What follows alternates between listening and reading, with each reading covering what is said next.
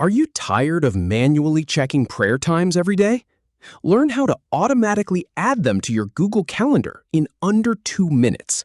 Start by opening your Google Calendar, then we'll add a public calendar URL to sync prayer times permanently.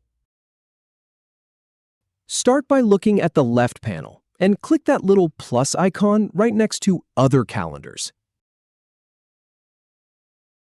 Then, from the drop-down, choose From URL.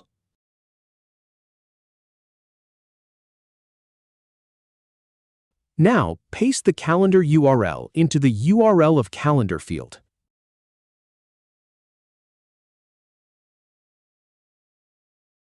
Go ahead and click Add Calendar. Then just wait a moment. You'll see the Prayer Times calendar appear under Other Calendars, and you're all set.